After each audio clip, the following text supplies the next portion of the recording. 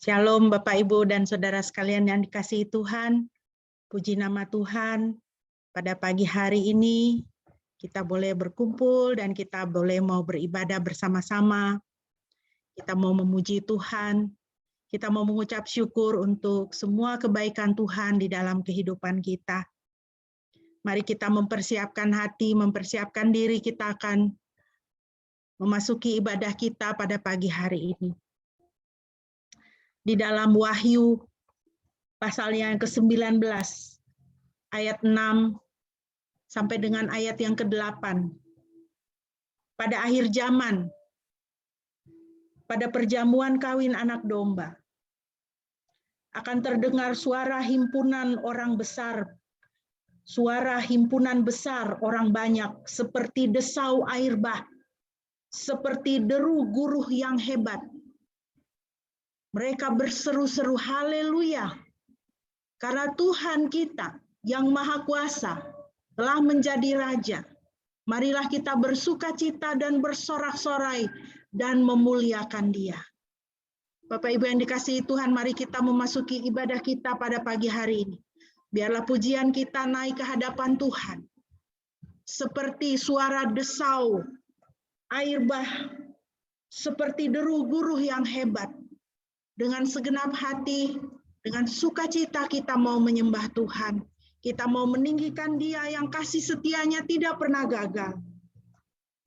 Ku masuk ruang Maha Kudus dengan darah anak domba. Kita menyembah Tuhan dan kita meninggikan Dia. Tuhan Yesus Raja kekasih kita. Dialah yang memerintah. Haleluya.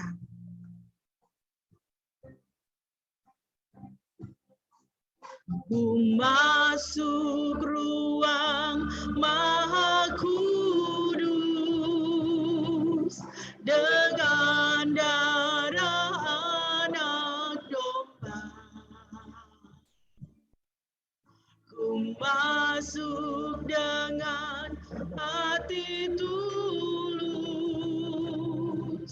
menyembah yang Maha Kuasa. Ku masuk ruang Maha Kudus dengan darah anak domba. Ku masuk dengan hati tulus menyembah yang Maha Kuasa. Ku menyembahmu,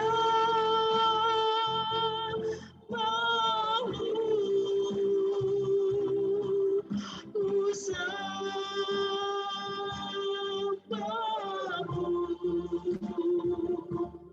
ku menyembahmu, ku sembahmu, sebab namamu kudus, kudus. Tuhan, ku menyembahmu, ku menyembahmu,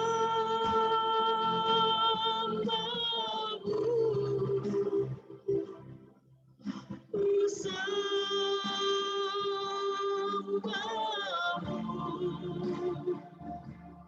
ku menyembahmu,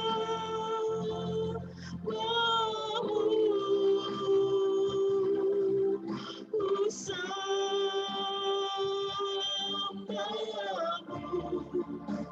sebab namamu kudus, kudus. Tuhan, I enter the holy of holies. I enter the holy of holies. I enter through the blood of the Lamb. I enter the holy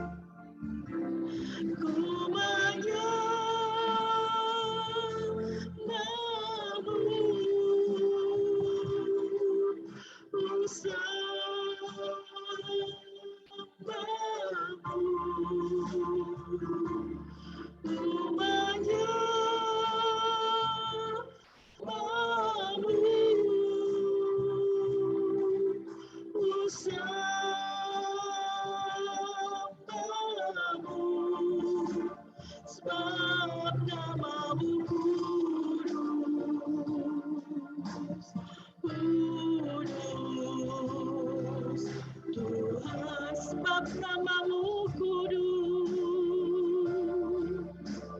sebab namamu kudus. Kudus Tuhan.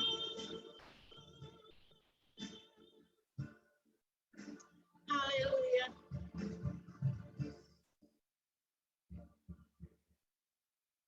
Terpujilah namamu yang kudus, ya Tuhan Tritunggal yang kami sembah di pagi hari ini. Ibadah kami pada pagi hari ini hanya boleh jadi di dalam nama Tuhan Tritunggal yang kudus, Bapa, Putra, dan Roh Kudus. Kasih karunia-Nya menyertai kita sekalian. Haleluya.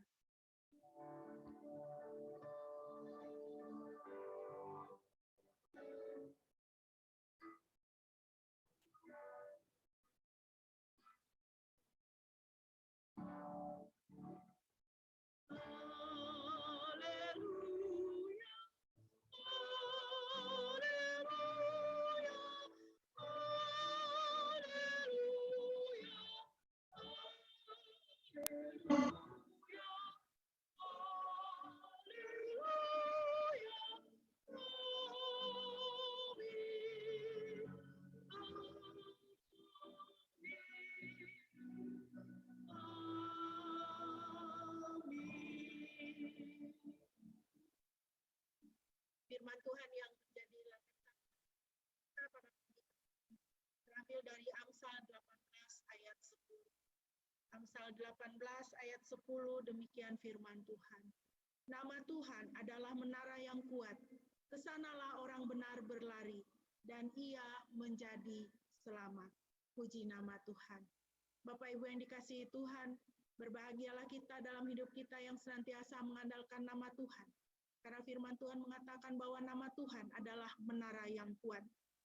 Dia dapat diandalkan dan dia adalah keselamatan kita. Mari kita bersama-sama memuji Tuhan yang menyelamatkan hidup kita, yang mengubah hidup kita menjadi baru. Kita naikkan pujian dari Nafiri Rohani 225. Kita nyanyikan ayat 1 dan ayat yang kedua. Kita nyanyikan pujian ini dengan penuh sukacita.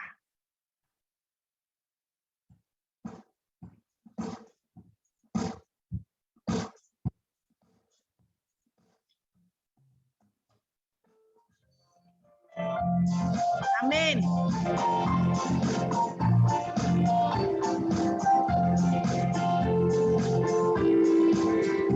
Hidupku berubah, ajaiblah kuasanya, sejak ku terima Yesus.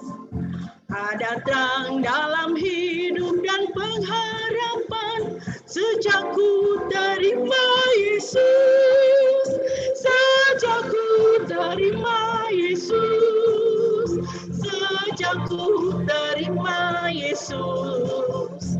Berlimpahlah sukacita di hatiku, sejak ku terima Yesus.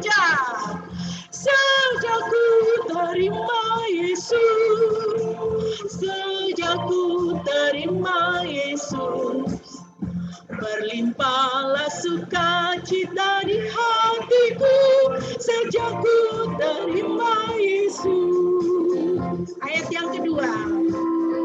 Sekarang ku hidup dengan pengharapan, sejak ku terima Yesus. Hilang kebimbangan jadi keteguhan, sejak ku terima Yesus. Sejak ku terima Yesus. Sejak ku terima Yesus. Berlimpahlah sukacita di hatiku, sejak ku terima Yesus. Sejak ku terima. Sejak ku terima Yesus, sejak ku terima Yesus, berlimpahlah sukacita di hatiku, sejak ku terima Yesus. Puji nama Tuhan. Sejak Yesus ada di dalam kehidupan kita, sukacita kita berlimpah, ada pengharapan dan kekuatan senantiasa. Mari kita memuji Tuhan, kekasih kita, dengan kita bermazmur bersama dari Mazmur pasal 1. Saya akan membacakan Mazmur pasal 1. Saya mengundang Bapak Ibu di tempat masing-masing juga boleh bersama-sama kita angkat suara, kita memuji Tuhan dari Mazmur yang indah ini. Diberkatilah orang yang tidak menuruti nasihat orang fasik, tidak mengikuti jalan orang berdosa, dan tidak berkumpul dalam lingkungan pencemooh. Tetapi yang kesukaannya hanya pada Taurat Yahweh dan merenungkannya siang dan malam. Ia akan menjadi seperti pohon yang ditanam di tepi aliran air, berbuah pada musimnya, daunnya tidak akan layu, dan semua yang ia kerjakan akan sukses. Puji nama Tuhan.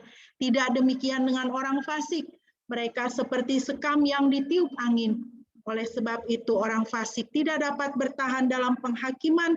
Demikian juga orang-orang berdosa dalam kumpulan orang benar. Sebab Yahweh mengenal jalan orang benar, tetapi jalan orang fasik menuju kepada kebinasaan.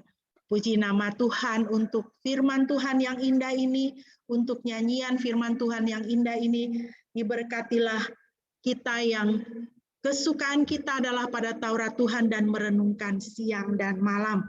Tuhan akan memberkati hidup kita dan semua yang kita kerjakan akan berhasil, janji firman Tuhan. Janji firman Tuhan itu pasti, ya. Jadi hidup kita juga di dalam Yesus, bersama Yesus selalu ada kepastian. Mari kita kembali memuji Tuhan dari Nafiri 225, kita nyanyikan ayat yang ketiga dan ayat yang keempat. Sekarang hidupku penuh kepastian sejak ku terima Yesus. Haleluya. Dengan lagu ini kita mempersiapkan diri juga untuk kita mau merenungkan firman Tuhan. Mari kita nyanyikan pujian ini bersama-sama.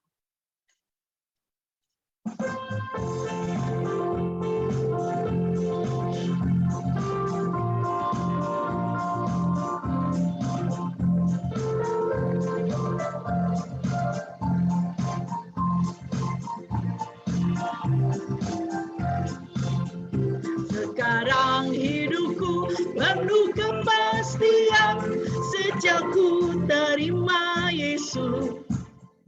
Akhirnya tersedia hidup yang kekal sejak ku terima Yesus. Sejak ku terima Yesus. Sejak ku terima Yesus. Berlimpahlah sukacita di hatiku sejak ku terima Yesus. Ayat yang keempat, aku tahu bukan masuk kota Tuhanku sejak ku terima Yesus. Aku tahu bukan masuk kota Tuhanku sejak ku terima Yesus. Sukacita hidupku iring Tuhanku sejak ku terima Yesus. Sejak ku terima Yesus. Sejak ku terima Yesus.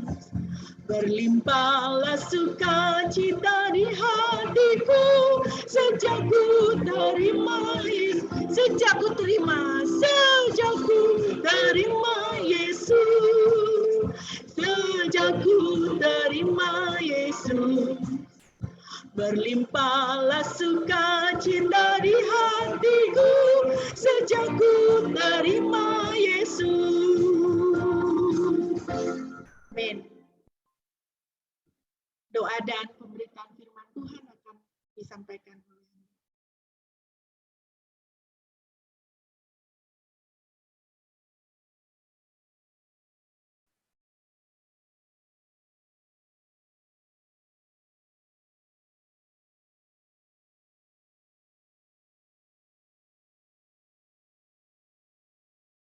Ya, shalom semua.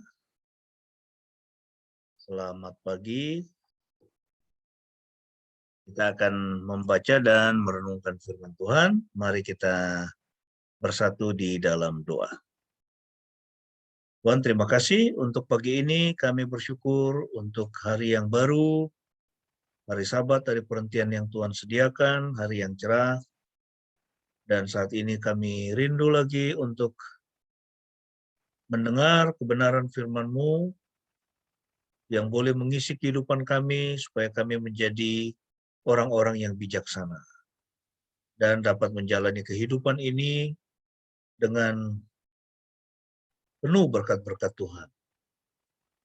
Berkati kami semua ya Tuhan, baik kami yang mendengar maupun hamba-Mu yang menyampaikan firman-Mu, kiranya Roh Kudus memberikan urapan yang baru kepada setiap kami, sehingga firman Tuhan menjadi firman yang menyegarkan dan menguatkan hidup setiap anak-anak-Mu di dalam Zoom meeting ini. Terima kasih Tuhan.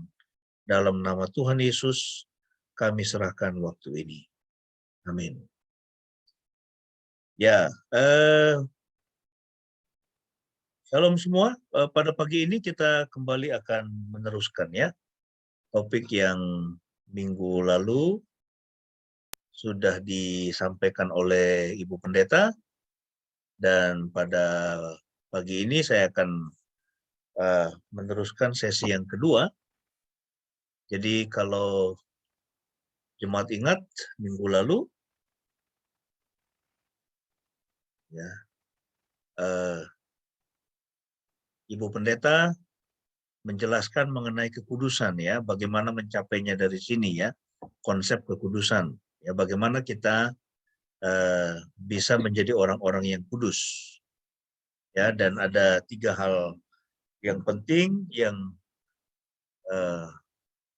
perlu kita ingat itu kemarin ya, minggu lalu, bahwa kekudusan itu yang pertama ada di dalam pikiran Tuhan ya. Jadi kekudusan itu pertama ada di dalam pikiran Tuhan, bahwa Tuhan sendiri melalui Yesus Kristus ya menjadikan kita orang-orang kudus ya. Kita diselamatkan dengan percaya kepada Yesus. Kita dipisahkan dari dunia ini, dari orang dunia ini, menjadi milik Tuhan ya, menjadi miliknya ya. Jadi kekudusan itu tahap yang pertama adalah melalui menerima Yesus. Dengan kata lain, kekudusan itu tahap pertama itu adalah dengan kita diselamatkan ya oleh Kristus. Ya, itu yang pertama. Kemudian kekudusan tahap yang kedua itu adalah, jadi kalau yang pertama itu ada di dalam pikiran Tuhan, yang kedua itu ada di dalam pikiran kita, yaitu apa? Yaitu melalui saya mempersembahkan hidup saya kepada Tuhan. Ya, saya mempersembahkan hidup saya kepada Tuhan, dan ketika saya melakukannya, maka saya menyadari bahwa hidup saya bukan lagi milik saya, ya, tetapi milik Tuhan. Ya, sehingga apapun yang saya pikirkan, apapun yang saya rencanakan, apapun yang saya lakukan, ya, saya mengizinkan dia dan mengundang dia untuk hadir dan menyatakan rencananya atas hidup saya. Hidupku bukannya aku lagi, tetapi Kristus di dalamku. Jadi tadi kekudusan tahap pertama ada di dalam pikiran Tuhan. Tuhan yang melalui Yesus Kristus menyatakan bahwa kita adalah orang-orang kudus, adalah miliknya. Kemudian kekudusan tahap yang kedua itu adalah melalui kita mempersembahkan hidup kita kepada Tuhan. Ya, kita mengakui kedaulatannya atas hidup kita. Ya, di dalam Roma pasal 12, di situ dikatakan, demi kemurahan Elohim, persembahkanlah tubuhmu sebagai persembahan yang hidup, yang kudus, dan yang berkenan kepada Tuhan, itu adalah ibadahmu yang sejati. Ya, itu masalahnya adalah banyak orang Kristen yang belum mempersembahkan atau belum pernah mempersembahkan hidupnya kepada Tuhan. Ya, bahkan juga belum mempersembahkan anak-anaknya kepada Tuhan. Ya, jadi kalau ada orang tua dia mempersembahkan anaknya kepada Tuhan, maka di situ dia menyatakan, dia mengklaim bahwa anaknya itu adalah milik Tuhan, bukan milik dia lagi. Jadi sama seperti ketika saya mempersembahkan hidup saya kepada Tuhan, maka saya menyatakan bahwa hidup saya bukan milik saya lagi, tetapi milik Tuhan. Ya, jadi kekudusan tahap yang pertama ada di dalam pikiran Tuhan, Kekudusan tahap yang kedua ada di dalam pikiran kita, yaitu melalui mempersembahkan hidup kita kepadanya. Nah, kekudusan tahap yang ketiga itu adalah berbicara mengenai perbuatan-perbuatan kudus. Ya, bagaimana kemudian kita menjalani ya praktek-praktek kehidupan yang suci, yang kudus. Ya, mulai dari cara kita berpikir, cara kita berbicara, kemudian perilaku kita, ya. Jadi kalau misalnya itu sebelum kita terima Yesus, kita biasa dalam 1 tahun itu bohong itu 100 kali, mungkin setelah setahun kita bohongnya jadi 10. Tahun yang kedua kemudian kita sudah tidak pernah bohong lagi. Ya, kalau misalnya sebelum kita mengenal Yesus, ya kita ini itu punya kebiasaan malas, ya malas begitu ya, nggak mau ngapa-ngapain, ya, kemudian menjalani kehidupan yang pasif, tapi setelah kita menyerahkan hidup kita kepada Tuhan, ya setelah kita diselamatkan dan juga mempersembahkan hidup kita kepada Tuhan, ya setelah berapa waktu kemudian kita menjadi orang yang rajin. Ya, mengapa? Karena Tuhan memberikan visi kepada kita untuk menjalani hidup yang benar. Jadi kekudusan tahap yang ketiga itu berbicara tentang praktek-praktek kehidupan yang suci. Ya, praktek kehidupan yang kudus. Jadi kekudusan itu sekali lagi pertama-tama bukan berbicara tentang perbuatan-perbuatan kudus ya atau perbuatan-perbuatan yang suci, bukan. Ya, tetapi dimulai dari keselamatan, tahap yang kedua mempersembahkan hidup kepada Tuhan, baru kemudian praktek-praktek kehidupan yang suci. Ya, nah itu caranya bagaimana kita bisa mencapai kekudusan. Nah, pada pagi ini kita akan membahas mengenai pencobaan. Ya, hari ini kita membahas mengenai pencobaan. Ya, di antara saya dengan Tuhan, ya, itu Tuhan itu kudus ya, dan saya ingin mencapai Dia, saya ingin hidup kudus. Ya, di antara saya dengan kekudusan atau di antara saya dengan Tuhan, ada di situ penghalang yang namanya pencobaan. Ya, kita ini menjadi tidak kudus atau menjadi kurang kudus, mengapa? Karena kita jatuh ke dalam pencobaan. Ya, jatuh ke dalam godaan. Ya, setiap orang pernah digoda, ya, setiap orang pernah dicobai, bahkan termasuk Tuhan Yesus di dalam Matius pasal yang keempat, di situ kita bertemu bahwa dia digodai, ya, dia dicobai oleh iblis. Berkenaan dengan rasa lapar yang dia alami. Berkenaan dengan itu tawaran kekuasaan yang begitu menggoda. Ya, iblis mengatakan semua akan kuberikan kepadamu kalau engkau sujud menyembah kepada. Berkenaan dengan mencobai Tuhan. Ya, iblis membawanya ke bubungan bait suci, lalu kemudian mengatakan, jikalau engkau anak Elohim, jatuhkanlah dirimu, karena ada firman yang mengatakan, ya, bahwa Tuhan sendiri akan menatang engkau. Ya, nah tetapi Tuhan Yesus waktu dia dicobai, dia mengalami kemenangan. Mengapa? Karena dia tahu bagaimana cara mengalahkan godaan, ya, atau mengalahkan itu pencobaan itu. Ya, nanti kali berikut kita akan membahas tentang kemenangan, ya, yaitu mengubah pencobaan menjadi kemenangan. Nah, kita akan bahas mengenai bagaimana kita bisa mengalahkan godaan. Ya, jadi ada 3 poin di sini yang akan kita bahas, yaitu kebenaran tentang pencobaan kita. Ya, itu sebetulnya apa sih pencobaan itu? Ya, jadi kita akan membahas mengenai itu kebenaran ya tentang pencobaan kita. Ya. Kemudian bagaimana terjadinya pencobaan, lalu yang ketiga kita akan membahas 7 tahap dari setiap pencobaan. Ya, jadi pencobaan itu sampai kemudian membawa orang ke dalam melakukan dosa dan sampai kepada kematian ada 7 tahap. Ya, nah nanti kita akan melihatnya satu persatu. Nah, ini ada beberapa pandangan mengenai pencobaan. Ya, ada orang mengatakan pencobaan itu terlalu berat. saya tidak mampu menolaknya. Ya, ada nggak kita yang pernah waktu kita jatuh ke dalam dosa atau menyerah kepada pencobaan, kita mengatakan karena pencobaan itu begitu berat sehingga saya nggak mampu menolaknya. Atau orang mengatakan yang saya alami ini berbeda. Ya, tidak seorang pun mengalami yang saya alami, makanya saya kemudian menyerah kepada pencobaan itu. Atau orang mengatakan ini sudah garis keturunan saya. Ya, gen yang membuat saya melakukannya. Ya, orang tua saya melakukan dosa A, maka saya pun ya melakukan dosa A. Kenapa? Karena itu sudah ada di dalam gen saya. Ya, dosa turunan. Atau orang mengatakan saya selalu melakukannya, sudah terlambat untuk menghentikannya sekarang. Saya selalu melakukannya. Atau menuduh iblis, ya iblis yang membuat saya melakukannya. Ya mungkin banyak dari kita sering menuduh iblis membuat kita melakukan dosa. Ya, padahal kadang-kadang bukan iblis ya, tetapi karena keinginan kita sendiri.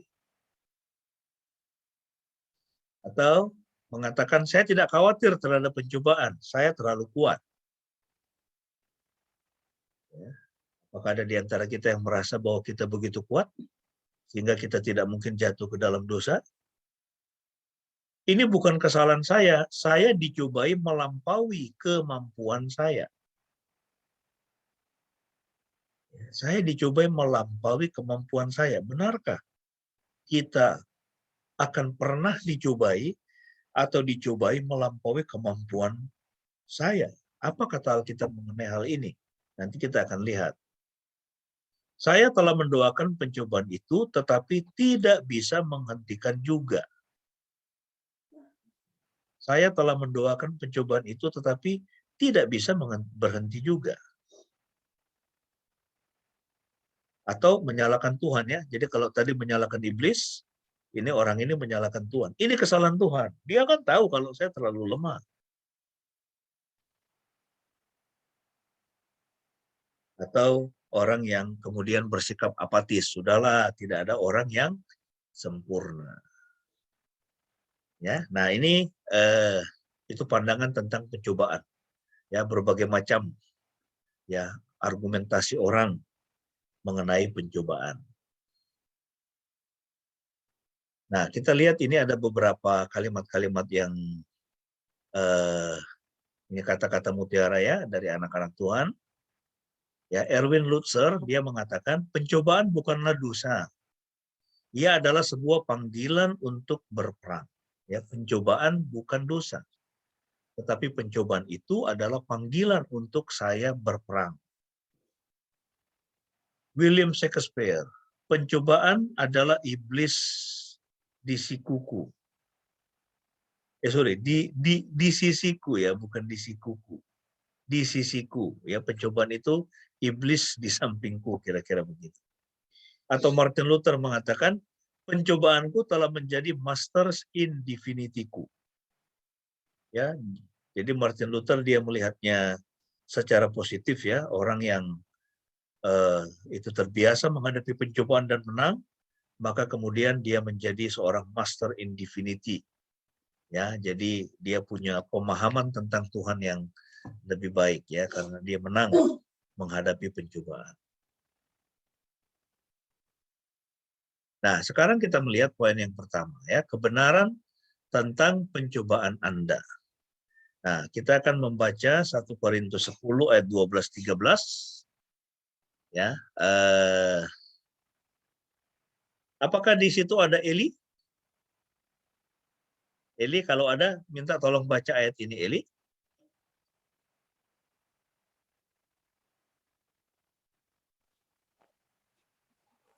Ya. 1 Korintus 10 ayat 12 sampai 13. Ya. Karena itu siapa yang menganggap dirinya berdiri teguh, biarlah ia berhati-hati agar tidak jatuh.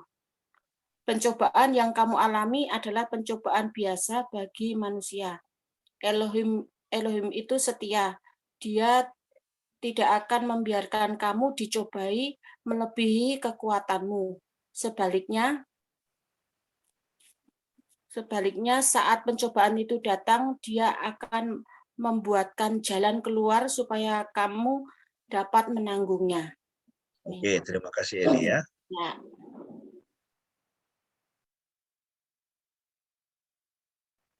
Ya. Nah, kita lihat di sini 1 Korintus 10, 12, 13. Ini adalah ayat yang penting untuk kita hafal, ya, untuk kita ingat.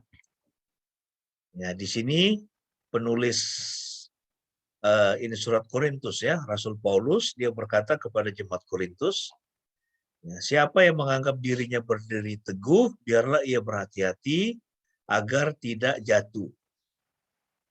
Ya, jadi hati-hati menganggap dirimu kuat.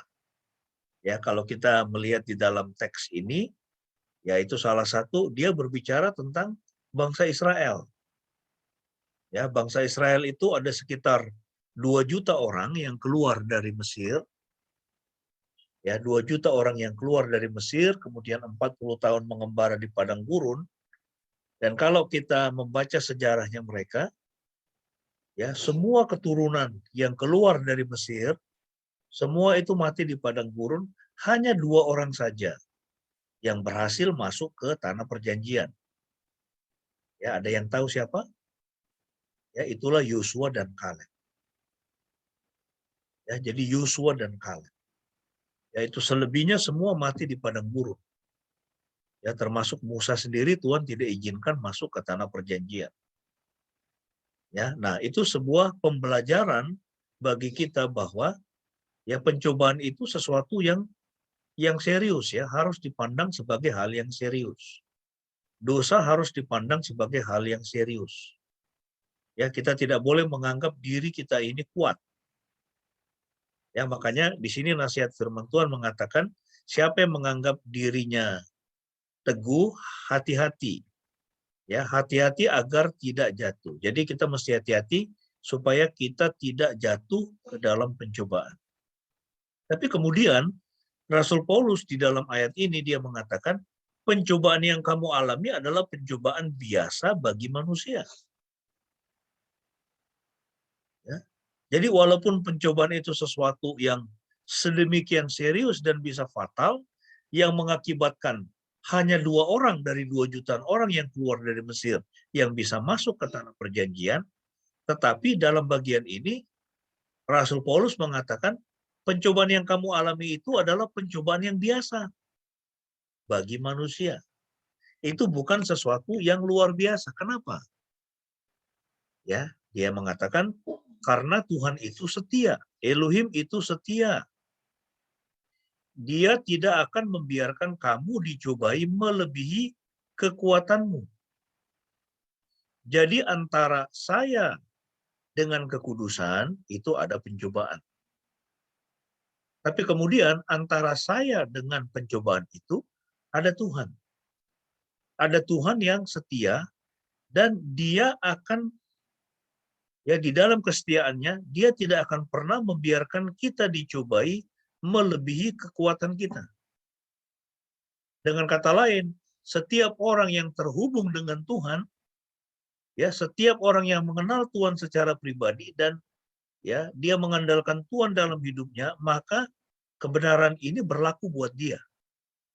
Dia tidak akan pernah Tuhan biarkan dicobai melebihi kekuatannya.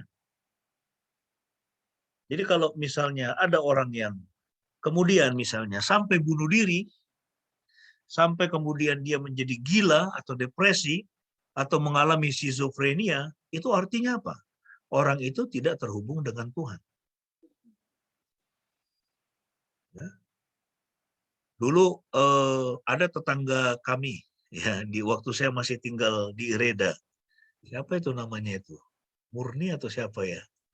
Jadi dia ini skizofrenia. Ya, jadi gila begitu ya. Jadi kalau kita ronda malam itu, wah dia subuh jam 12, jam 2 pagi dia suka teriak-teriak gitu di gang-gang itu. Dulu dia tidak begitu. Dia dulu kerja itu TKW di Arab, ya di salah satu negara Arab. Lalu kemudian dia akan menikah, yaitu dengan pasangannya, itu pacarnya begitu di Jogja. Kemudian dia kirim uang untuk mempersiapkan itu pesta pernikahan, tapi uangnya itu dibawa kabur. Ya, itu saya nggak tahu oleh pacarnya atau oleh keluarganya begitu, sehingga dia begitu begitu stres begitu ya, itu yang saya dengar. Kemudian dia sampai mengalami kegilaan. Ya. Tapi kita bertemu dengan orang-orang lain yang ada banyak yang mengalami yang bahkan lebih berat dari itu kan. Ya, itu mengalami lebih berat dari itu dan mereka biasa-biasa aja. Bahkan mereka bisa tetap menjalani hidup yang baik. Ya. Nah, itu artinya bahwa ini dia tidak terhubung dengan Tuhan. Ya, dia tidak mengenal Tuhan sehingga dia sampai mengalami yang seperti itu. Mengapa? Karena Alkitab mengatakan pencobaan yang kita alami itu adalah pencobaan yang biasa. Karena Tuhan itu setia dan Tuhan tidak akan membiarkan kita dicobai melebihi kekuatan kita. Bahkan sebaliknya saat pencobaan itu datang, Tuhan yang setia itu, yang tidak membiarkan kita dicobai melampaui kekuatan kita, dia bahkan akan membuatkan jalan keluar. Nah ini, ya sebuah exit. Bagaimana kita bisa keluar dari pencobaan, keluar dari kesulitan, sehingga kita dapat menanggung pencobaan itu. Nah, ini kebenaran yang penting untuk kita ya. Jadi Tuhan, dia pasti akan membuatkan jalan keluar, sehingga kita dapat menanggung pencobaan itu. Jadi ini yang pertama. Anda berada di daerah berbahaya ketika menyangka bahwa Anda tidak dapat jatuh. Ya, setiap kita bisa jatuh dan menyerah kepada pencobaan. Pencobaan yang Anda alami, dia mau menguasai Anda. Ya, ingin menguasai hidup kita, ingin merusak hidup kita, dia ingin menghancurkan hidup kita. Tetapi meskipun pencobaan itu sesuatu yang serius, tetapi pencobaan itu ya, apapun itu bentuknya, dia tidaklah unik, tetapi biasa. Ya, pencobaan yang Anda alami tidaklah unik, tetapi biasa. Mengapa? Karena Tuhan tidak pernah membiarkan kita dicobai, ya, kita berada dalam pencobaan yang lebih besar daripada kekuatan kita karena Dia itu setia. Ya, karena Tuhan itu setia. Kemudian Tuhan tidak mengizinkan pencobaan apapun melebihi kekuatan kita. Jadi sekali lagi antara saya dengan kekudusan, saya ingin mencapai kekudusan, tetapi ada pencobaan yang menghalangi saya untuk bisa sampai kepada kekudusan. Nah, di antara saya dengan pencobaan itu ada Tuhan yang setia. Jadi kalau misalnya pencobaan itu beratnya 100 kilo, sementara kekuatan kita cuma hanya sanggup menahan 70 kilo, maka Tuhan akan mengurangi kadar atau bobot dari pencobaan itu menjadi 70 kilo. Atau mungkin 60 kilo. Atau mungkin lebih kurang lagi.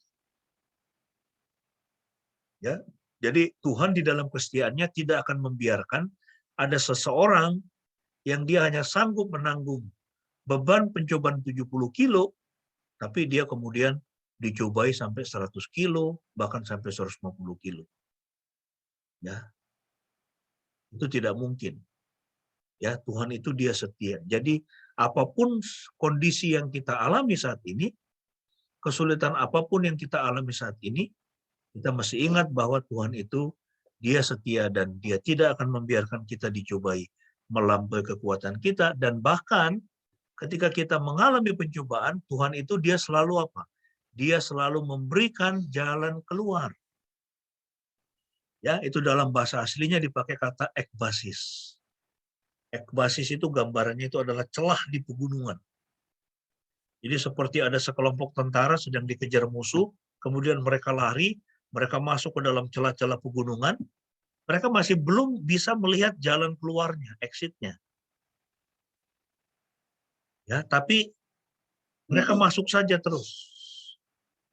Mereka masuk dan nanti Tuhan di dalam kekuatan kuasa-Nya, di dalam hikmat-Nya akan memberi jalan keluar.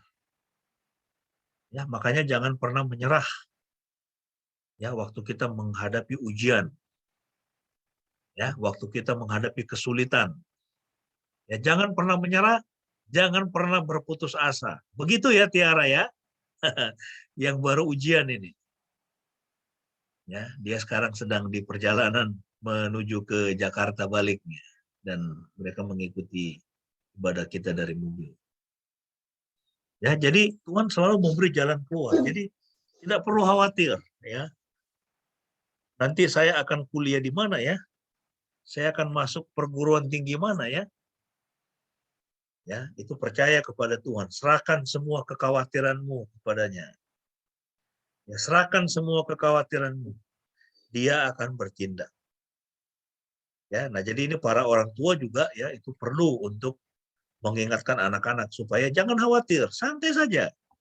Ya, tetap lakukan bagianmu ya. Itu belajar sekeras-kerasnya, belajar sebaik-baiknya, sisanya serahkan sama Tuhan. Dia akan memberikan jalan keluar.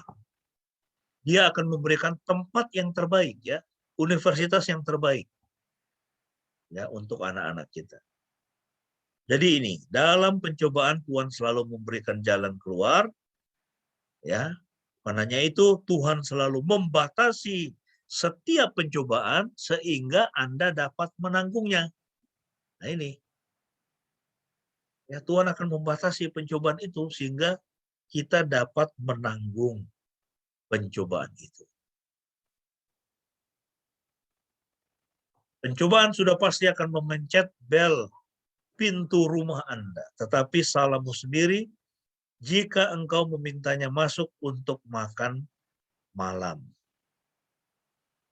Ya, jadi jangan kemudian kita malah ya membawa diri kita masuk ke dalam pencobaan atau berada dekat-dekat dengan pencobaan. Ya. Jadi kalau kita melihat itu adalah tempat yang berbahaya, sesuatu yang berbahaya, ya kita justru harus menghindarinya. Ya, tapi kalau tanpa kita sadari, tanpa kita ketahui, kita berada sangat dekat dengan pencobaan, ya maka kalau kita datang kepada Tuhan, Dia akan memberikan kepada kita jalan keluar untuk kita bisa menanggungnya. Belajarlah untuk mengatakan tidak. Itu akan lebih berguna bagi Anda daripada bisa membaca bahasa Latin. Ya, ini Charles Spurgeon, ya, seorang hamba Tuhan yang luar biasa. Dia mengatakan belajarlah untuk mengatakan tidak kepada pencobaan. Ya, itu lebih berguna daripada Anda punya pengetahuan berbahasa Latin atau pengetahuan lainnya. Mark Twain, ada beberapa perlindungan yang baik terhadap godaan, tetapi yang pasti adalah kepengecutan. Ya, jadi itu maksudnya tadi jangan merasa Anda itu kuat, ya, jangan pernah merasa kita itu kuat tahan terhadap godaan. Ya, kita harus menghindarinya. C.S. Lewis, tidak ada orang yang tahu betapa buruknya dia sampai dia mencoba menjadi baik. Ada ide konyol tentang bahwa orang baik tidak tahu apa artinya godaan. Tidak ada orang yang tahu betapa buruknya dia sampai dia mencoba menjadi baik. Ya, waktu kita mencoba menjadi baik, kita baru menyadari bahwa ada begitu banyak kelemahan di dalam diri kita. Ya, ada ide konyol tentang bahwa orang baik tidak tahu apa artinya godaan. Ya, jadi artinya dia benar-benar menjauhkan diri ya dari setiap godaan atau pencobaan. John Wycliffe, janganlah seorang pun menganggap dirinya suci karena dia tidak dicobai, atau orang yang paling suci dan tertinggi dalam hidup memiliki godaan. Ya, jadi karena orang yang paling suci dan tertinggi dalam hidup memiliki godaan paling banyak. Ya, jadi orang semakin suci sebetulnya itu godaannya itu makin berat ya. Seberapa tinggi bukit itu, angin di sana lebih besar. Jadi seberapa tinggi hidup ini, semakin kuat godaan musuh. Makanya kan itu dikatakan orang semakin naik tinggi, ya kan, punya jabatan, punya uang yang banyak, ya itu semakin terkenal. Wah, itu godaannya makin berat. ya cobaannya makin berat. Ya, kalau Anda ingin jadi orang terkenal itu cobaannya makin berat. Nah, sekarang kita akan melihat poin yang kedua. Bagaimana terjadinya pencobaan? Ya, tadi kita sudah membahas poin yang pertama, ya kebenaran tentang pencobaan ya. Jadi pencobaan itu betul itu hal yang serius, tidak boleh dipandang remeh, jangan menganggap diri kita kuat, tapi juga jangan paranoid. Ya, mengapa? Karena Tuhan itu setia. Dia tidak akan pernah membiarkan kita dicobai melampaui kekuatan kita, ya. Dan waktu kita dicobai, Dia akan memberikan kepada kita jalan keluar. Nah, sekarang kita akan melihat bagaimana terjadinya pencobaan. Yakobus 1 ayat 13 sampai 17. Ya, bolehkah saya minta Dr. Sandra bisa membacakan untuk kita? Yakobus 1 ayat 13 sampai 17.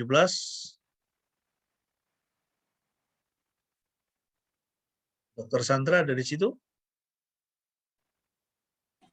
Ya, tolong baca untuk kita ya. Apabila Yakobus 1 ayat 13 sampai 17. Apabila seorang dicobai, janganlah ia berkata, pencobaan ini datang dari Tuhan. Sebab Tuhan tidak dapat dicobai oleh yang jahat, dan ia sendiri tidak mencobai siapapun. Tetapi tiap-tiap orang dicobai oleh keinginannya sendiri, karena ia diseret dan dipikat olehnya. Dan apabila keinginan itu telah dibuahi, ia melahirkan dosa. Dan apabila dosa itu sudah matang, ia melahirkan maut. Saudara-saudara yang kukasihi, janganlah sesat.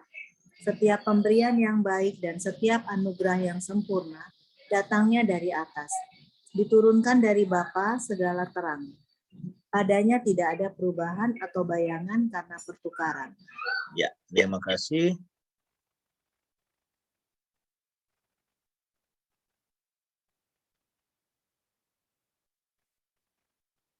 Oke ya, kita lihat ini bagaimana terjadinya pencobaan. Ya, jadi di sini Rasul Yakobus ya, dia mengatakan apabila seorang dicobai jangan berkata pencobaan ini datang dari Tuhan. Mengapa? Karena Tuhan tidak dapat dicobai oleh jahat, ia tidak mencobai siapapun. Lalu itu pencobaan itu terjadinya bagaimana? Dari mana? Dari keinginan hati tiap-tiap orang ya. Makanya dikatakan tetapi tiap-tiap orang dicobai oleh keinginannya sendiri karena ia diseret dan dipikat olehnya. Dan apabila keinginan itu telah dibuai, ia melahirkan dosa. Apabila dosa itu sudah matang, ia melahirkan maut. Ya, makanya kemudian Rasul Yakobus dia menasihatkan saudara-saudara yang kukasihi katanya jangan sesat.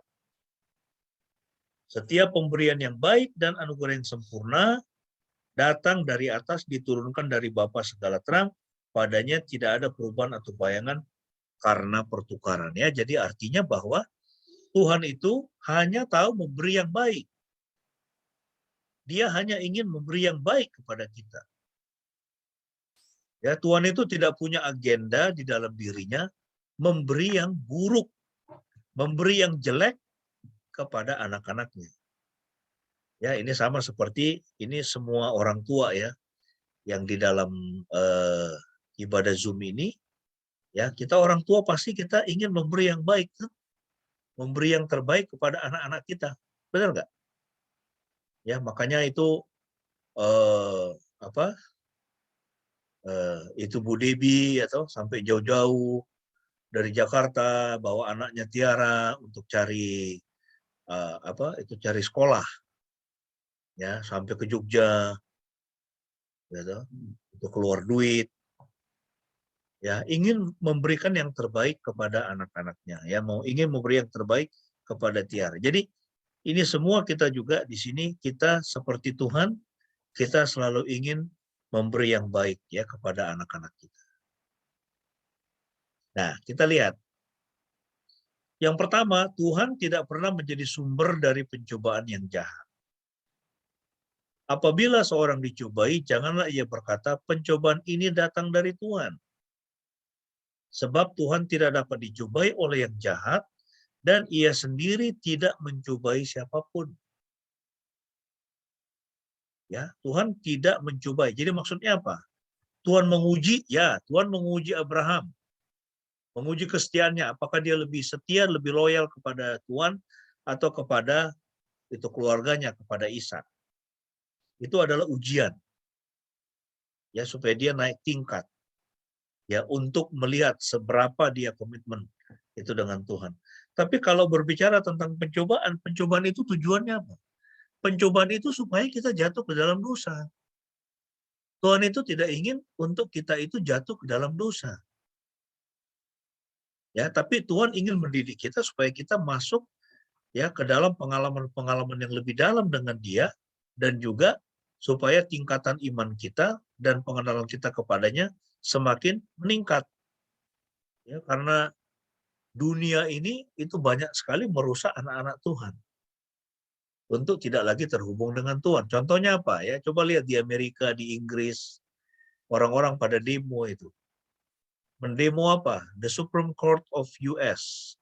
Jadi Mahkamah Agung Amerika Serikat di demo besar-besaran. Kenapa? Karena melarang aborsi. Coba bayangkan.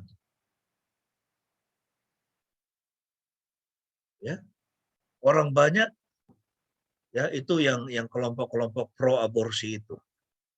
Ya, mereka mengecam keputusan dari Mahkamah Agung Amerika karena melarang aborsi. Itu kan bagus kan? Itu benar kan? Itu alkitabiah kan? Karena itu ya itu janin itu kan sudah, itu adalah makhluk yang walaupun dia ada di dalam perut ibunya, tapi dia kan sudah menjadi satu entitas yang tersendiri. Itu satu pribadi tersendiri. Ya, jadi tidak boleh diaborsi, tapi lihat itu. Ya, mereka pada demo. Ya. Itulah nilai-nilai dari dunia ini yang begitu banyak tanpa disadari. Ya, merusak kehidupan manusia, merusak kehidupan kita. Ya, karena keserakahan, karena pandangan yang salah terhadap hak asasi dan sebagainya. Ya. Nah, ini poin yang pertama. Tuhan tidak pernah menjadi sumber dari pencobaan yang jahat. Dan Alkitab mengatakan tadi, setiap pemberian yang baik, setiap anugerah yang sempurna, datang dari atas, diturunkan dari Bapa segala terang, padanya tidak ada perubahan atau bayangan karena pertukaran. Ini poin yang kedua. Tuhan senantiasa menjadi sumber dari setiap pemberian yang baik. Ya, Tuhan ingin memberi yang baik, bahkan yang terbaik ya terhadap kita masing-masing. Dia ingin memberi yang terbaik. Tapi jangan berpikir bahwa yang terbaik itu di dalam pemikiran dia itu melulu soal harta benda atau materi. Enggak, Tuhan di dalam hikmatnya dia tahu kemampuan kita untuk mengelola materi itu seberapa jauh. Ya, ada orang yang kemudian hidupnya menjadi rusak kan, menjadi kacau balau itu karena materi, karena memiliki uang begitu banyak. Ada orang hidupnya menjadi hancur, kenapa? Karena jabatan yang tinggi. Ada orang yang hidupnya sudah menjadi hancur, kenapa? Ya, dia itu dia jatuh cinta, dia suka sekali kepada seorang wanita yang sangat cantik misalnya, atau pria yang sangat tampan misalnya. Tapi ternyata itu menjadi apa? Itu menjadi kutuk buat dia. Ya, nah jadi Tuhan itu selalu menjadi sumber dari setiap pemberian yang baik. Artinya apa? Tuhan di dalam hikmatnya dia tahu apa yang terbaik buat kita. Apa yang penting buat kita. Apa yang membuat kita tetap terhubung dengan dia. Memiliki hubungan yang baik, hubungan yang benar dengan dia. Karena itu yang paling penting buat dia. Amin. Ya, itu yang paling penting bagi Tuhan, supaya kita tetap ya memiliki hubungan yang baik, hubungan yang benar dengan Tuhan. Ya, sehingga di dalam hikmatnya ya dia tahu ya apa yang terbaik buat kita. Kemudian yang ketiga, setiap pencobaan bertujuan untuk menyesatkan. Jadi pencobaan itu bertujuan untuk menyesatkan supaya apa? Supaya kita jatuh ke dalam dosa. Makanya Ya, ini Yakobus, dia mengatakan, saudara-saudara yang kukasihi, janganlah sesat. Ya, hati-hati ya. Ada orang-orang yang merasa bahwa dia tidak sesat, tapi sebetulnya dia sedang tersesat. Yang keempat, setiap godaan menjadi pencobaan apabila Anda terseret. Tapi godaan tidak menjadi pencobaan. Godaan bukan menjadi sesuatu yang serius kalau Anda tidak terseret. Kalau Anda terseret, kalau kita terseret, godaan itu menjadi pencobaan. Makanya di sini, ya setiap orang itu dia punya biasanya yaitu kelemahan masing-masing terhadap ya isu-isu tertentu. Ada orang yang misalnya apa? Ya uang itu bisa menjadi godaan yang kuat buat dia. Atau pencobaan yang kuat buat dia. Jabatan misalnya. Ya kan? Itu sampai ada orang yang kemudian dia pergi ke dukun. Lalu dukun suruh apa? Dia nanam kepala babi. Apa itu yang pernah kita dengar itu, yang ibu itu. Jadi untuk dia dapat jabatan dia harus nanam kepala babi. Ya kan? Ada macam-macam lah ya, dia bikin ritual ini itu dan sebagainya. Jadi jabatan itu jadi pencobaan bagi dia. Ya kekayaan bisa jadi pencobaan bagi dia, seks bisa menjadi pencobaan bagi dia. Itu keluarganya bisa menjadi pencobaan bagi dia, ya dia begitu terobsesi. Apa-apa pokoknya yang paling utama adalah keluarga saya, yang lain tidak perlu. Ya, atau nama baik misalnya menjadi obsesi bagi dia. Ya, kalau di orang Batak itu adat itu bisa menjadi pencobaan. Ya kan? Orang begitu kuat sekali bagaimana untuk bisa tetap memelihara adat, sampai kemudian adat dianggap lebih tinggi daripada agama. Adat dianggap lebih tinggi dari hal-hal rohani. Lebih penting daripada hal-hal rohani. Ya, sehingga godaan bisa menjadi pencobaan kalau kita terseret. Ya, ini di sini dikatakan. Tiap-tiap orang dicobai oleh keinginan sendiri karena ia diseret dan dipikat. Ya, jadi itu godaan atau pencobaan itu dia menyeret, dia memikat. Seperti orang yang memancing itu kan, dia pakai umpan. Ya, jadi pencobaan itu atau godaan itu, ya, dia itu ada umpannya di situ. Setiap pencobaan hanya dapat mencobai karena keinginan Anda sendiri. Jadi pencobaan itu dia tidak dapat mencobai kalau Anda tidak punya keinginan. Makanya hati-hati dengan keinginan kita.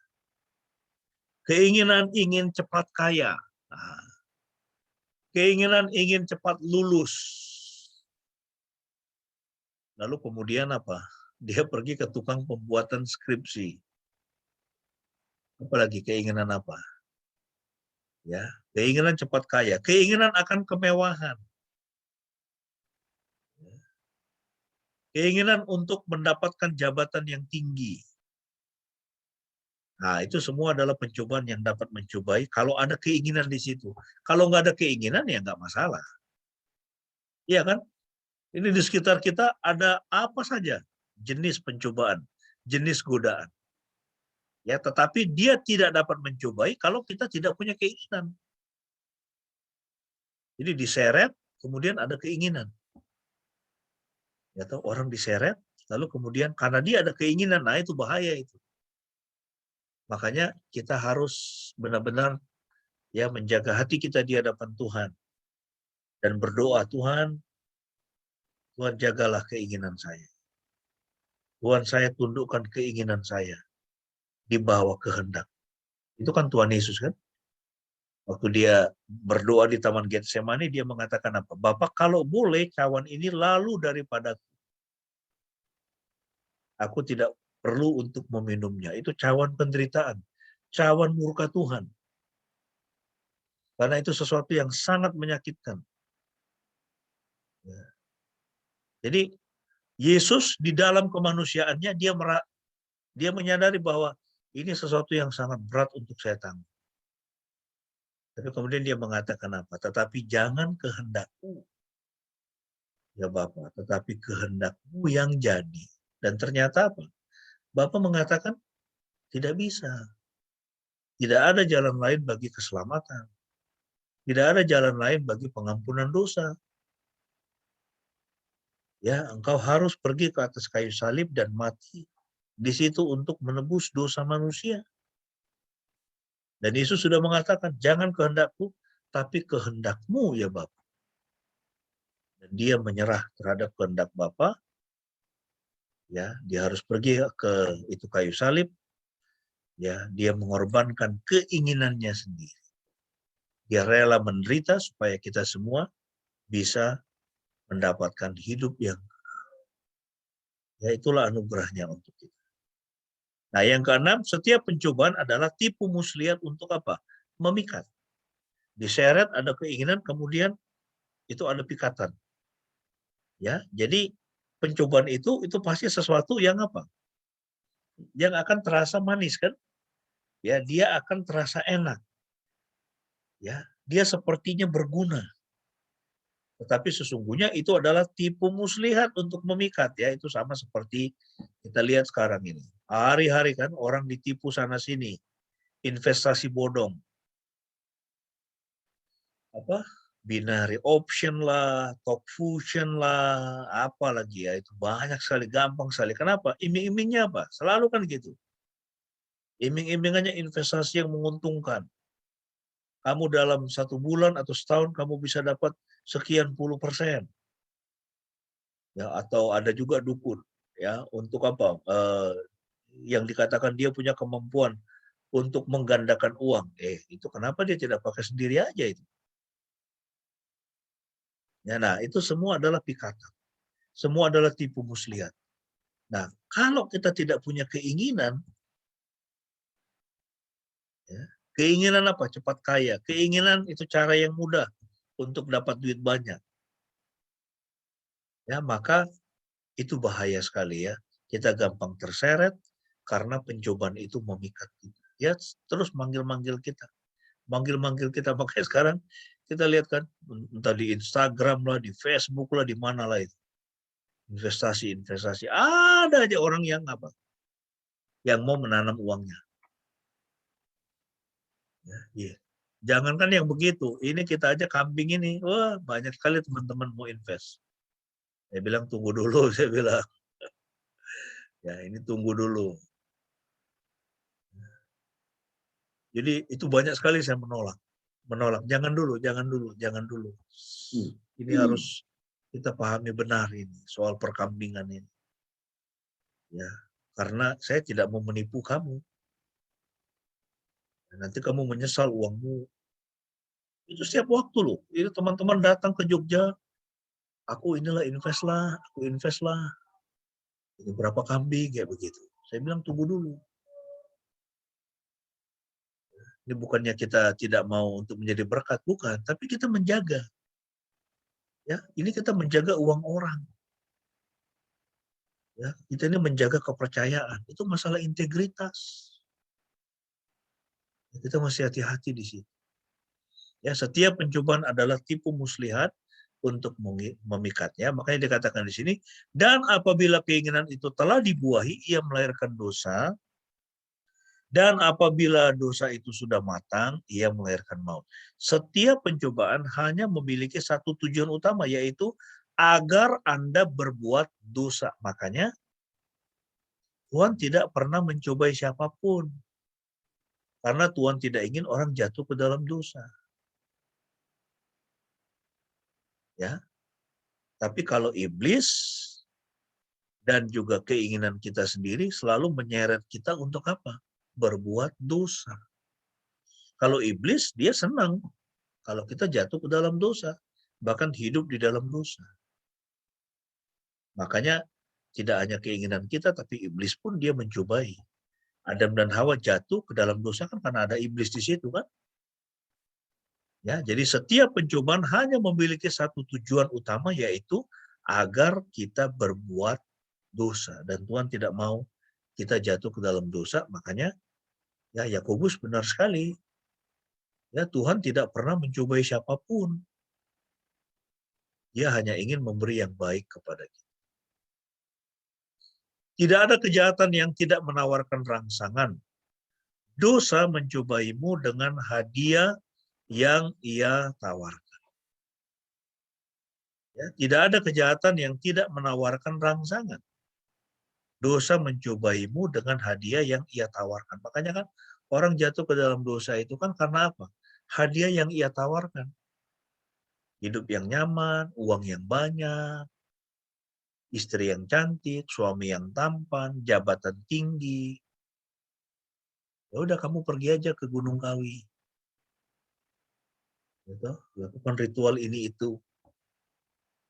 Nanti kemudian kamu akan kaya, usahamu akan laku, tokomu akan ramai orang. Tapi saat yang sama ada harga yang harus dia bayar. Ya, entah kematian anaknya lah atau apa. Dosa mencobaimu dengan hadiah yang ia tawarkan. Tidak ada cara yang lebih mudah melawan pencobaan selain pengasuhan yang tepat, nilai-nilai yang baik, dan kesaksian-kesaksian. Nah, sekarang kita melihat ya, poin yang terakhir, yang ketiga. Ada 7 tahap dari setiap pencobaan. Ya, apa aja itu tahapnya? Yakobus 1 ayat 14 dan 15. Di sini dikatakan, tetapi tiap-tiap orang dicobai oleh keinginannya sendiri karena ia diseret dan dipikat olehnya, dan apabila keinginan itu telah dibuahi, ia melahirkan dosa, dan apabila dosa itu sudah matang, ia melahirkan maut. Ya, nah kita akan melihat 7 tahap dari setiap pencobaan. Yang pertama adalah, tahap yang pertama itu adalah pandangan. Ya, melalui pandangan. Makanya hati-hati dengan mata kita. Hati-hati gunakan matamu. Nah, jadi mata kita ini diseret. Ya. Jadi itu godaan itu dia menyeret itu pandangan mata kita. Kita melihat orang pakai mobil mewah. Kita lihat orang pakai itu pakaian yang mewah, ya kan? Si Indra Kents itu apa? Istilah yang dia suka ini, murah banget, gitu ya, murah banget mobil apa itu yang dia beli, ya, mobil-mobil mewah. Nah, jadi itu godaan itu seperti itu, ya, lewat pandangan, ia diseret, jadi pandangan, kemudian, nah, itu setelah pandangan, lalu ada keinginan, ada nafsu. Nafsu, saya mau seperti Indra Kents. Nafsu, saya ingin mendapatkan jabatan yang tinggi oleh keinginannya sendiri, ya, nafsu. Kemudian, nah, ada umpannya, ada pemikatnya, dan dipikat, ya. Jadi itu terus manggil-manggil itu manggil-manggil. Makanya coba lihat ya, begitu banyak orang yang jatuh bangkrut, jatuh gara-gara ini, internet ini kan, medsos, ya kan, karena di situ menawarkan segala macam. Ingin cepat kaya, investasi ini, itu, dan sebagainya. Dan dia terus manggil-manggil, umpan, pemikat. Kalau nggak lewat internet, kita ditelepon. Ya kan, pernah nggak Anda ditelepon? Ya, saya hari-hari ditelepon tuh. Pak, ini ada investasi dari BCA. Pak, ini ada investasi dari sini. Asuransi ini, asuransi itu, dan sebagainya. Dia ngomong panjang lebar, kita dengerin, gitu kan. Nah, biasanya belakangan itu dia tanya saya, ini Bapak ini kerjaannya apa? Saya bilang, saya ini cuma ini seorang peternak, ini kambing, saya bilang. Habis itu dia udah nggak pernah ini kontak saya lagi. Ya, itu dianggap orang yang peternak kambing nggak ada duitnya. Mungkin kita pernah ya, itu mengalami itu kan, jadi tawari investasi macam-macam. Ya. Nah, kita mesti hati-hati itu. Ya, jadi ada pemikat, ada umpan, akan dapat sekian persen. Tapi kalau kita nggak punya keinginan, nggak ada masalah. Nah, lalu kemudian ada keinginan. Jadi sampai dengan pandangan, nafsu, umpan, ya. Jadi sampai poin 1 sampai 3 itu belum orang jatuh ke dalam dosa. Tapi masuk poin yang keempat, pembuahan, itu artinya apa? Itu adalah saat yang sangat-sangat berbahaya, dia sudah, itu bukan hanya berbahaya, dia sebetulnya sudah jatuh ya. Keinginan itu dibuahi, itu maksudnya apa? Poin yang keempat ini, itulah saat ketika orang memutuskan untuk, oke, saya akan melakukannya. Tidak ada jalan balik. Nah, mestinya sampai poin yang ketiga itu orang sudah kabur. Dia sudah lari, dia sudah memuntahkan umpan itu. Tapi dia masih terus berlama-lama di situ. Poin 4, dia sambar umpan itu. Ya, jadi poin 4 itu adalah titik di mana orang memutuskan saya akan untuk melakukannya, dan dia melakukannya. Lalu kemudian poin yang kelima itulah kelahiran.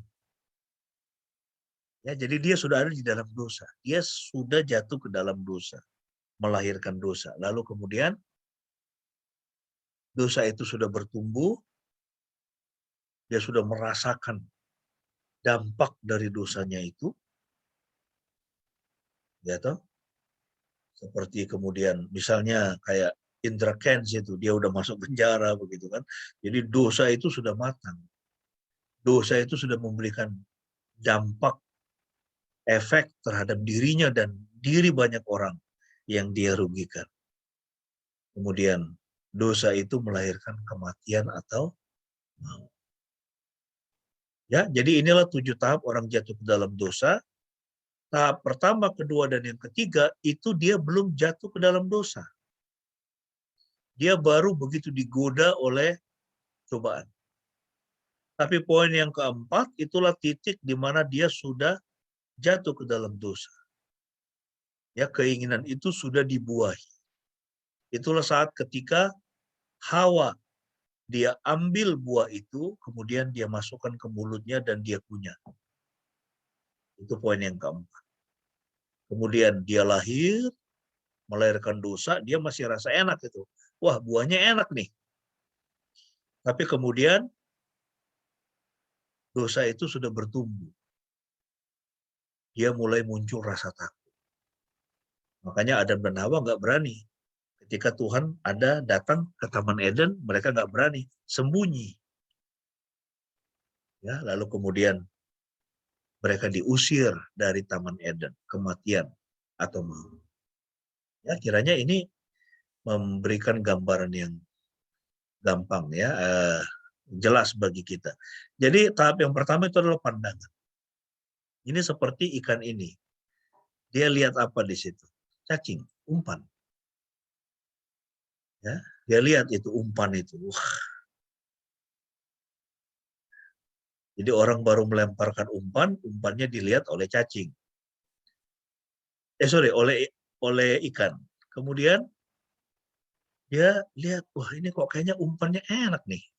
Sorry ya, saya nggak dapat gambar yang sama dengan cacing tadi ya.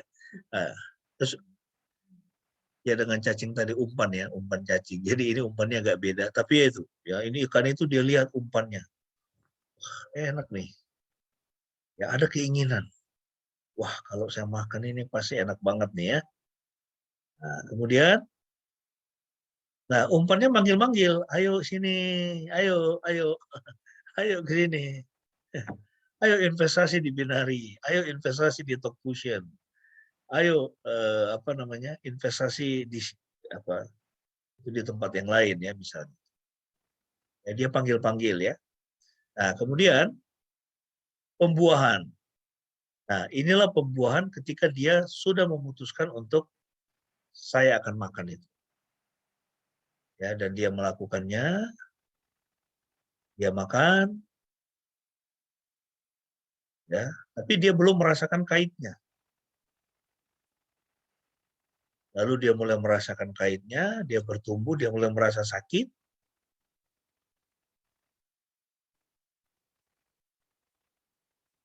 Nah, siap untuk digoreng ya atau dibakar, mati. Ya, nah jadi itulah tahap-tahap orang jatuh ke dalam dosa. Kekudusan bukanlah kebebasan dari pencobaan, tetapi kekuatan untuk mengatasi pencobaan. Kekudusan bukanlah ketidakmampuan untuk berbuat dosa, tetapi kemampuan untuk tidak berbuat dosa. Kekudusan bukanlah kebebasan dari pencobaan. Ya, tidak ada di antara kita di sini yang bisa bebas dari pencobaan. Ya, selama kita masih tinggal di dunia yang berdosa ini, dunia dengan segala keinginannya, maka pencobaan itu pasti selalu ada dan menggoda kita, memanggil-manggil kita, memikat kita. Ya, tetapi kalau kita belajar hidup kudus, maka Tuhan akan memberikan kekuatan untuk kita dapat mengatasi pencobaan. Ya, sekali lagi, kekudusan bukanlah ketidakmampuan untuk berbuat dosa, tetapi kemampuan untuk tidak berbuat dosa. Ya, kekudusan adalah kemampuan untuk tidak berbuat dosa. Saya memilih untuk tidak melakukan dosa. Nah, slide yang terakhir sebagai kesimpulan. Jadi bagaimana caranya waktu kita sudah dicobai dengan berat, ya, dan umpan itu terus memanggil-manggil, apa yang harus kita lakukan? Yang pertama adalah prinsip isyarat atau signal. Jadi maksudnya apa? Ya, segera datang kepada Tuhan dan berdoa. Tuhan, saya sedang dicobai. Tolong saya. Ya.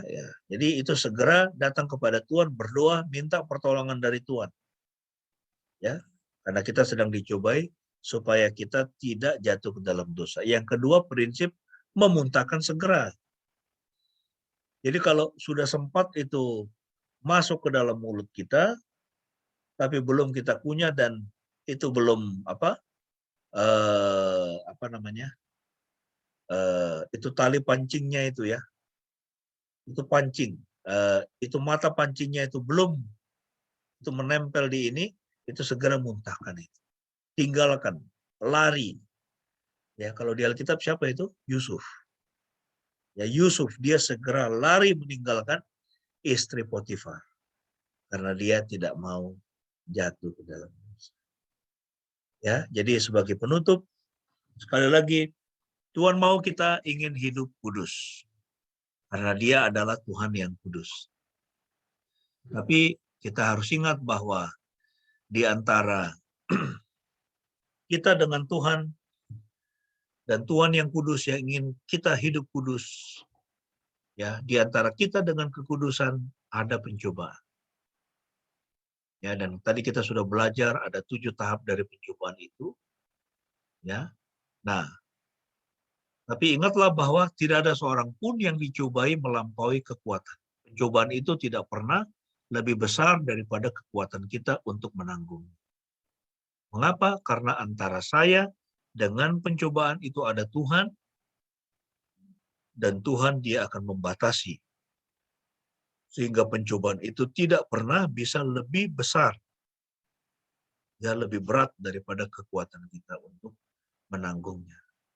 Ya, Tuhan itu setia, Dia akan memberikan jalan keluar kepada kita waktu kita dicobai.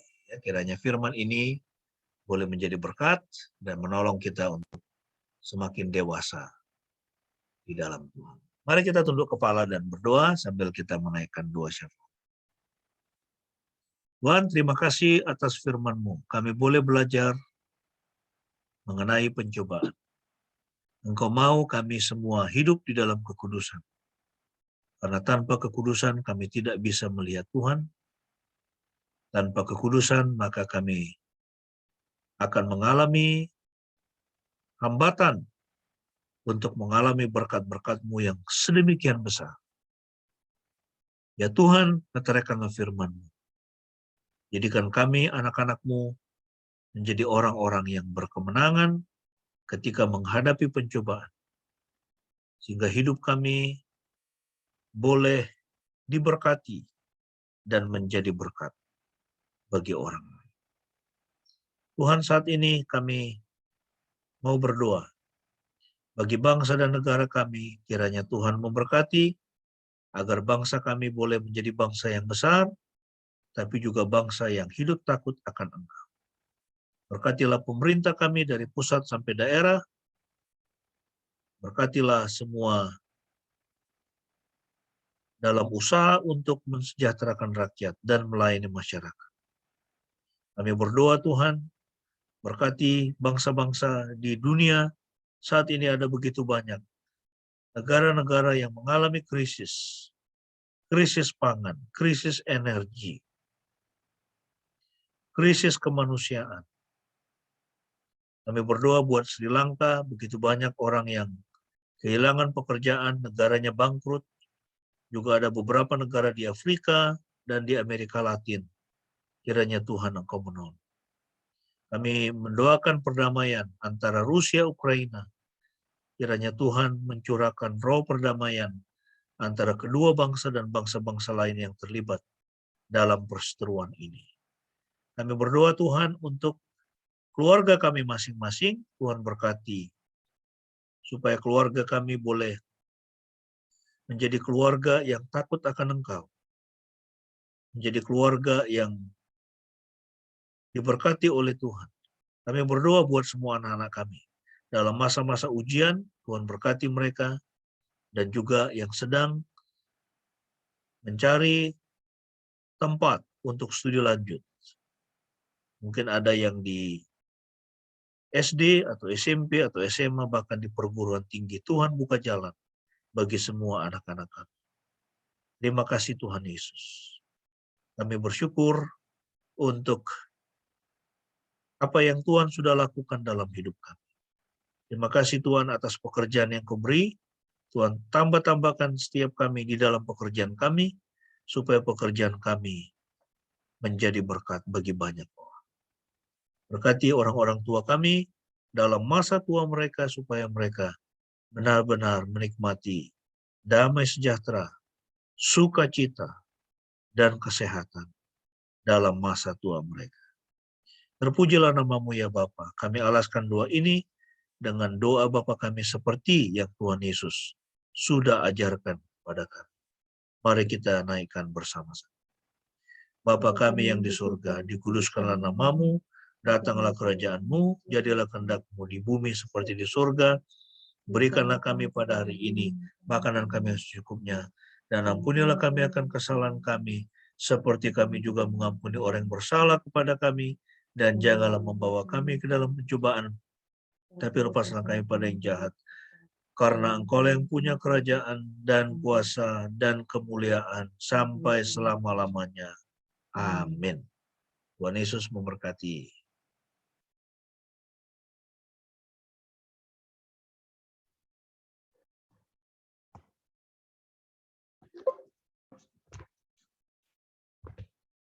Bapak Ibu yang dikasihi Tuhan, mari bersama-sama kita mengucapkan pengakuan iman kita. Marilah kita berkata demikian. Aku percaya kepada Yahweh Bapa yang Maha Kuasa, Khalik langit dan bumi, dan kepada Yesus Kristus, anaknya yang tunggal Tuhan kita, yang dikandung dari Roh Kudus, lahir dari anak darah Maria, yang menderita sengsara di bawah pemerintahan Pontius Pilatus, disalibkan, mati dan dikuburkan, turun ke dalam kerajaan maut. Pada hari yang ketiga bangkit pula dari antara orang mati, naik ke surga, duduk di sebelah kanan Yahweh, Bapa yang Maha Kuasa, dan akan datang dari sana untuk menghakimi orang yang hidup dan yang mati. Aku percaya kepada Roh Kudus, gereja yang kudus dan am, persekutuan orang kudus, pengampunan dosa, kebangkitan orang mati, dan hidup yang kekal. Amin.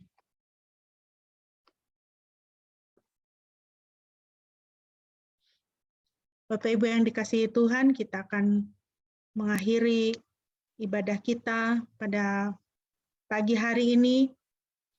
Satu kebenaran firman Tuhan yang bisa kita ambil adalah antara saya dengan pencobaan ada Tuhan. Antara kita dengan pencobaan kita ada Tuhan. Tuhan tidak pernah meninggalkan kita sendirian. Janji Tuhan Yesus, aku tidak akan pernah meninggalkanmu sampai kesudahan zaman. Ya. Jadi mari kita berharap kepada Tuhan. Selalu mengandalkan Dia di dalam kehidupan kita. Aku berharap hanya pada Yesus. Kita naikkan pujian ini sambil kita boleh menyisikan persembahan kita yang akan kita berikan kepada Tuhan. Kalau boleh saya sharingkan di sini, ini adalah celengan tabungan persembahan kami sekeluarga. Kami masukkan ke sini. Bapak Ibu yang mau memberikan persembahan untuk gereja yang akan kami salurkan ke sinode untuk hamba-hamba Tuhan membantu pelayanan mereka, bisa menghubungi kami untuk mendapatkan rekening Gereja Gekindo Jogja. Baik Bapak Ibu, sebelumnya kami mengucapkan terima kasih untuk persembahan Bapak Ibu dan Saudara sekalian, kiranya Tuhan Yesus memberkati Bapak Ibu Saudara sekalian dan menambah-nambahkan berkat dalam kehidupan. Aku berharap hanya pada Yesus, mari kita naikkan pujian ini bersama-sama.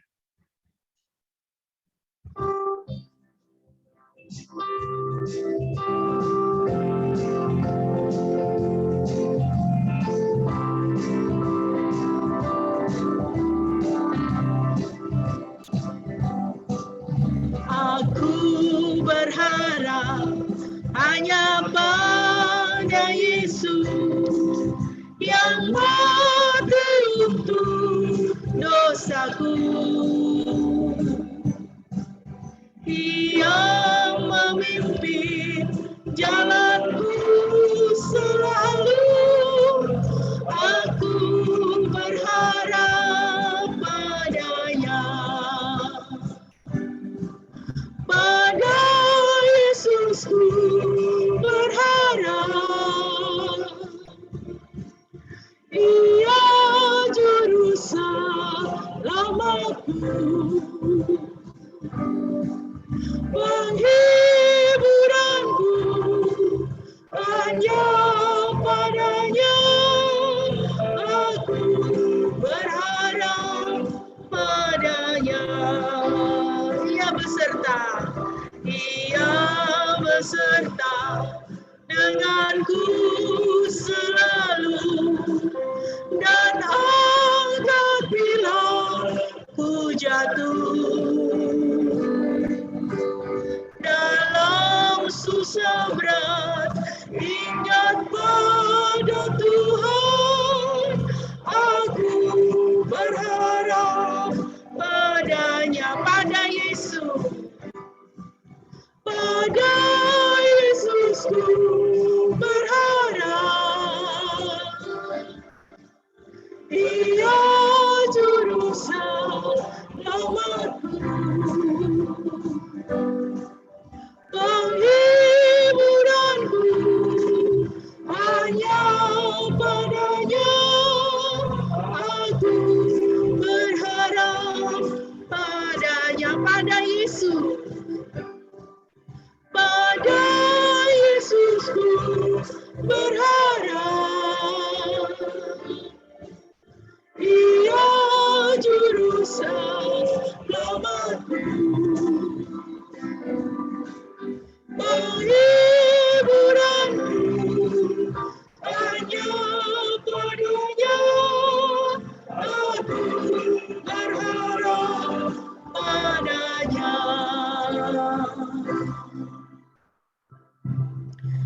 Bapak Ibu yang dikasihi Tuhan, terimalah berkat Tuhan. Damai sejahtera dan kasih dengan iman dari Elohim Bapa dan dari Tuhan Yesus Kristus menyertai sekalian saudara. Kasih karunia menyertai semua orang yang mengasihi Tuhan kita Yesus Kristus dengan kasih yang tidak binasa. Amin.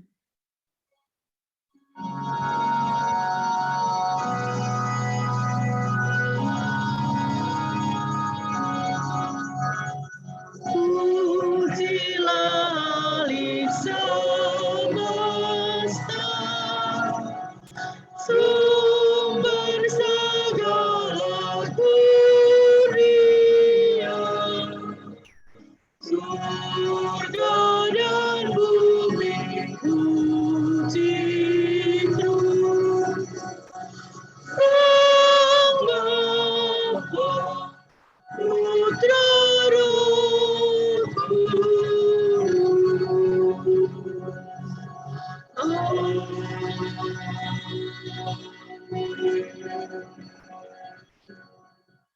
saat teduh bagi kita.